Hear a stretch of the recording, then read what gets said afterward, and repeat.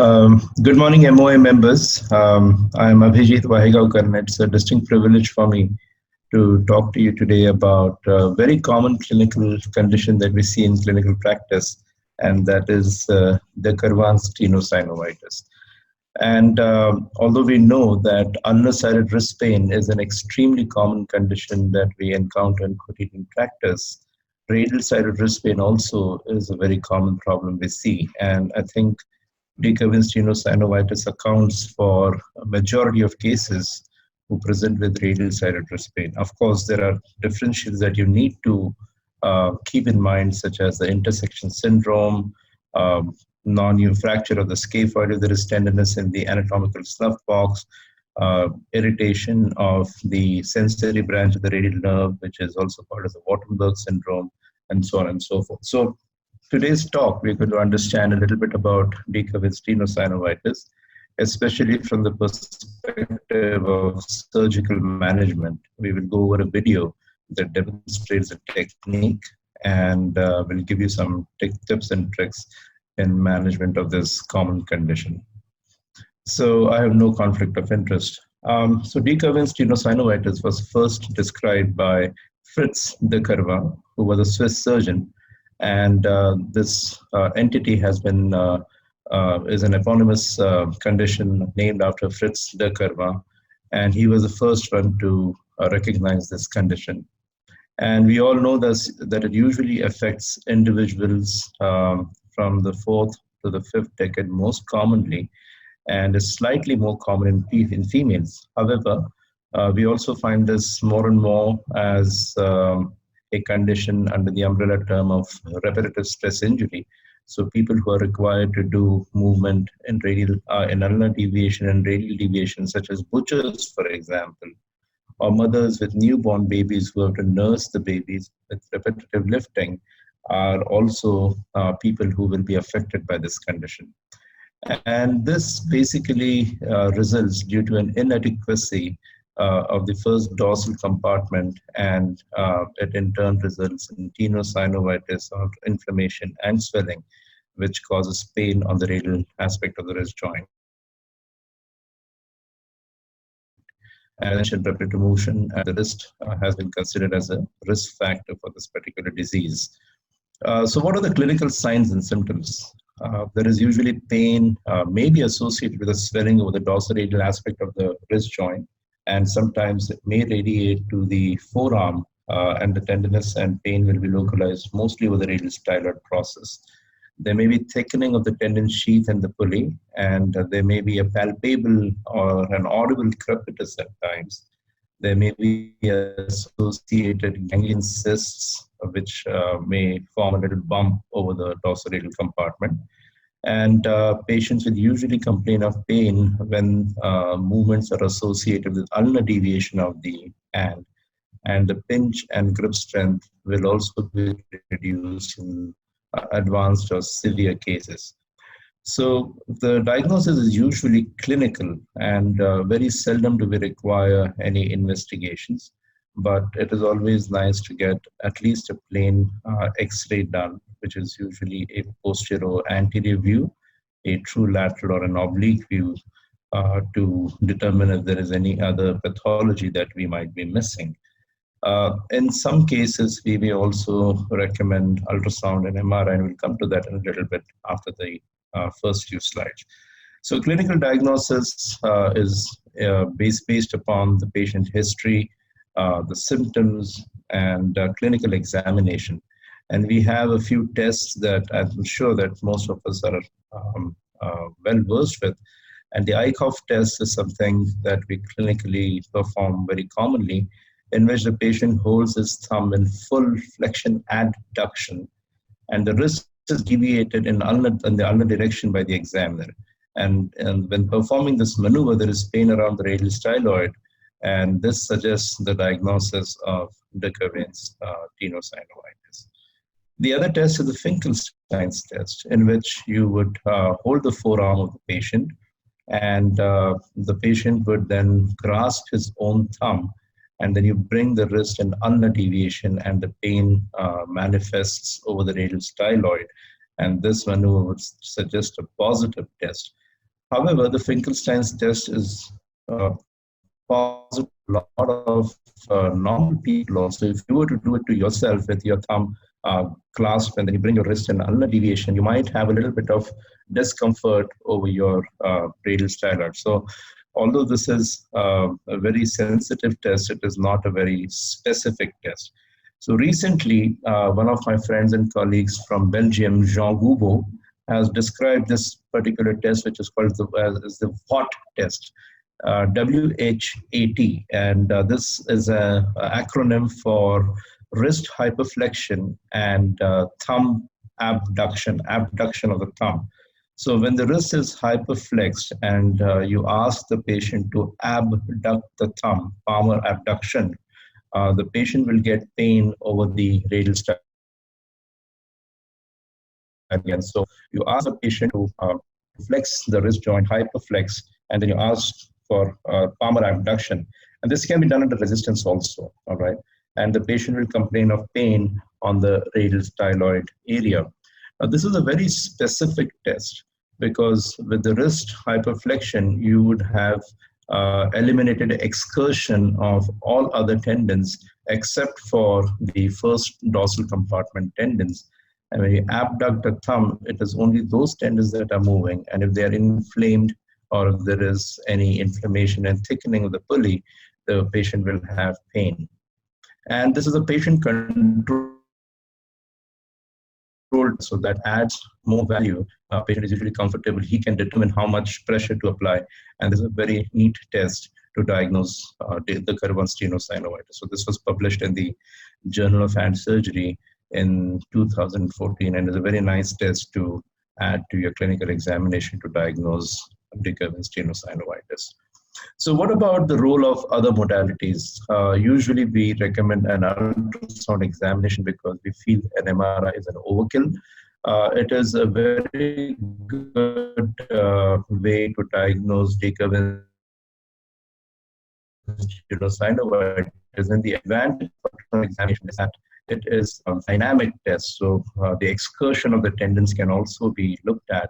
So if you have a good sonologist who specializes in musculoskeletal sonography, an ultrasound examination is a good adjunct to clinical diagnosis of decurvent tenosynovitis. And the advantage is that it is very useful to diagnose if there is a presence of an intertendinous septum between the abductor pollicis longus and the brevis, which is usually present in 10% of patients. And these patients, or this subgroup or cohort of patients, are the ones who will not respond to non-operative or conservative line of management. So when you see an intertendinous septum, it means it's a compartment within a compartment, and they often require surgical release to gain relief from the pain. So ultrasound examination often is a good adjunct to your armamentarium of clinical diagnosis.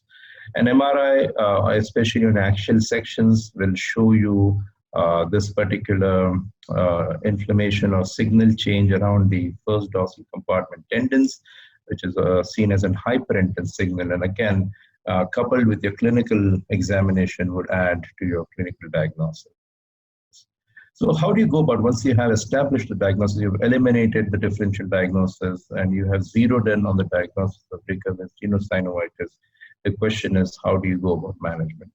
So the first line of management, which is universally agreed upon and is also documented in literature, is obviously non-operative treatment. And a large majority of people will respond to non-operative treatment, and they are good papers and articles that have supported the role of non-operative management in people with decurvent tenosynovitis. So the treatment includes NSAIDs, splints, heat and cold therapy, ultrasound therapy. Modification of activities is extremely important. And you need to take time to counsel your patients, to talk to them and tell them about the importance of lifestyle modification or modification of ADL, because that is, I believe, the single most important factor in pain relief and getting better from this particular painful condition. Sometimes local corticosteroid injections may also be utilized, but it has to be used with a lot of caution, especially because it can cause steroid-induced subcutaneous lipodystrophy, which results in a very ugly white patch where the injection is given. So I seldom suggest local corticosteroid injections. I'm not sure if there is any role of PRP or any other injectables. So please be careful when you are suggesting any corticosteroid injections or local injections for these patients.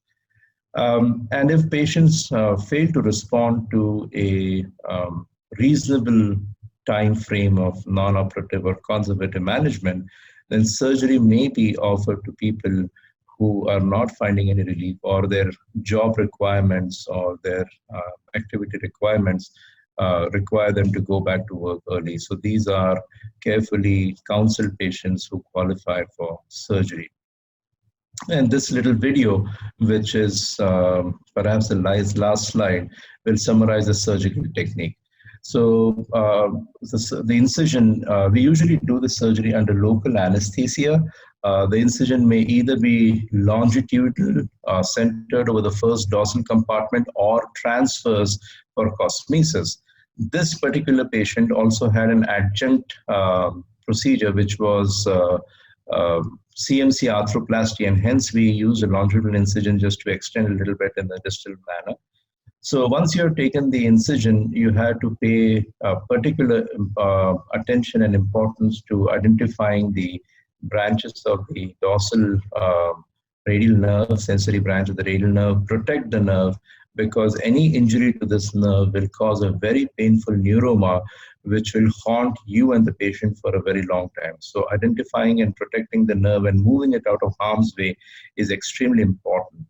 And once you've identified the first dorsal compartment sheath, it is very carefully opened and the tendons are brought into evidence just like so.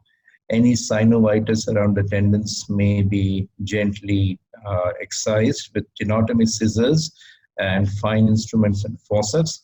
And now here you will see that there is a compartment within the compartment. So once we have released the major compartment, this particular tendon here is going through a different sheath, completely different sheath, which is separate from the other compartment tendons. So this is something that we need to identify, and failure to identifying this septum and not releasing it will result in relapse of symptoms, and the patient will always complain of pain even post-operatively.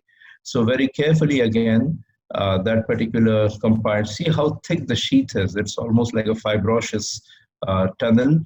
So you carefully release the tendon sheath, and then alternating between sharp and blunt dissection, you release the sheath completely.